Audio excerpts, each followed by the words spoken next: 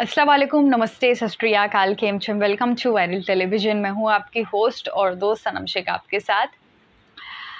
जैसे कि हम सब जानते हैं कि इंडियन आइडल 14 मेरे लिए बहुत स्पेशल है, क्योंकि जो कंटेंट एज़ अ ऑडियंस मैं एक्सपेक्टेशन है होती है मेरी, वो फाइनली इस सीज़न से मुझे मिल रही है, जहाँ पर नो क्रिंज लव एंगल, ना ही कोई फेक सैड स्टोरीज दिखाई जा रही है। मैं लंगड़ा हूँ, मैं लूला हूँ एंड मेरी एक आँख नहीं है, मेरी वो नहीं है, मेरा घर में छेद है, ये है, वो है, मैं ऐसा था, मैं वैसा था। जितनी भी फेक सैड रियलिटी स्टोरीज दिखाई जाती है, उन सब में कोई भी सच्चाई नहीं होती है एंड ये सिर्फ ऑडियंस को बेवकूफ़ बनाने के लिए होता है। और प्लस कपल्स भी जो है जानबूझ के बनाए जाते हैं, हैशटैग्स बनाए जाते हैं।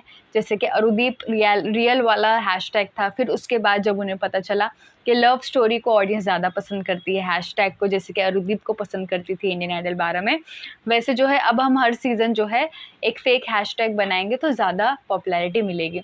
लेकिन सीज़न 13 में जब ये चीज़ रिपीट हुई, जहाँ पर ऋषि दीप्ता का फ़ेक लव एंगल बनाया गया था, फिर चिराग और काव्य का फ़ेक लव एंगल बनाया गया था, तो ऑडियंस ने शो देखना बंद कर दिया था और सीज़न 13 जो है बहुत बड़ा फ्लॉप सीज़न था, जहाँ पर उन्होंने फेक चीज़ दिखाकर जो है ऑडियंस को कहीं न कहीं ग्रैब करने की कोशिश की थी उनका अटेंशन, जो कि पूरी तरीके से फेल हो गया।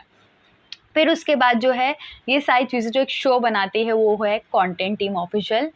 लेकिन इस साल जो है शो का फॉर्मेट पूरा कंप्लीटली चेंज हो चुका है, जहाँ पर जो पूरा शो है वो सिर्फ़ और सिर्फ सिंगिंग पर फ़ोकस्ड है और ये देखकर मुझे बहुत अच्छा लग रहा है। लेकिन कुछ शुरुआत की टीआरपी इस तरीके से आ रही थी, जिससे मुझे देखकर लग रहा था कि ऑडियंस जो है fake sad stories and fake love angle देखना ही पसंद करती हैं। तो कहीं ये फिर से ना शुरू हो जाए, बिकॉज़ टीआरपी में डाउनफॉल आ रहा था बहुत ज़्यादा एंड सारेगामापा भी शुरू था, तो कंपटीशन भी बढ़ जाता था एंड प्लस आईपीएल मैचेस भी थे, सॉरी वर्ल्ड कप थे। तो इसकी वजह से बहुत सारी चीज़ें हो रही थी, जिसकी वजह से टीआरपी नहीं बढ़ पा रही थी और मुझे लग रहा था कि अब शो जो है फ्रेमेंटाइल इंडिया संभालती है। वो ये शो बनाते हैं क्या-क्या एपिसोड में जाएगा, क्या स्टोरीज़ दिखाई जानी चाहिए। सो मुझे ये डर था कि कहीं वो टीआरपी देखकर जो है वो फिर से क्रिंज कंटेंट वापस ना आ जाए। तो अब फाइनली टीआरपी आ चुकी है पिछले हफ्ते की एंड टीआरपी देखकर तो मैं तो शॉक हो गई और मुझे इतनी खुशी मिली कि मैं बता नहीं सकती। तो चलिए बात करते हैं कि आखिर क्या है टीआरपी इस पुराने हफ्ते की। एंड पुराने हफ्ते में जो है कौन गेस्ट आए थे, अ, श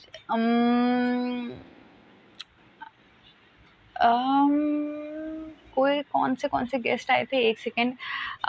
वो मेरा आई थिंक सो वो मेरा फ़ेवरेट एपिसोड भी था। सबने बहुत सुंदर-सुंदर गाना भी गाए थे। मैंने रिव्यू भी किया था, बट लेकिन इतनी सारी चीज़ें लाइफ़ में चलती रहती है कि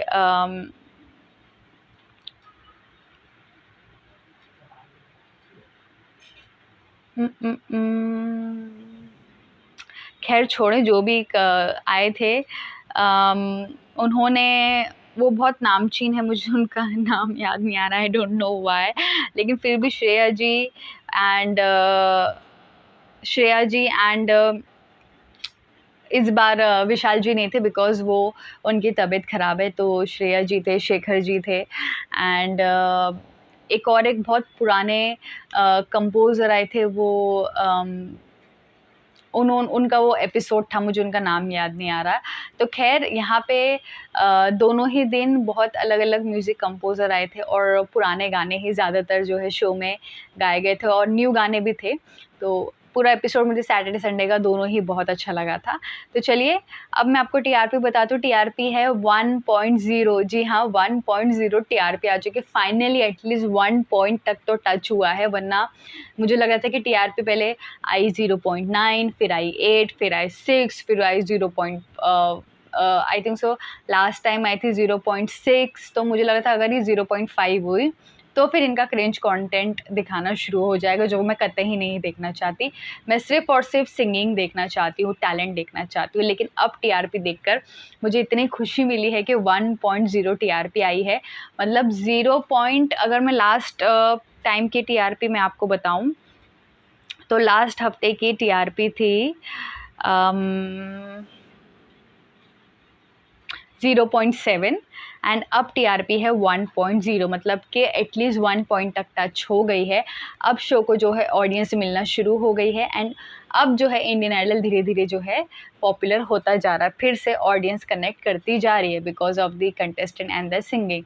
सो ऐसे में आप कितने खुश है टीआरपी जान करके? चलो फाइनली 1.0 हो गई है टीआरपी, मुझे कमेंट सेक्शन में ज़रूर बताइए।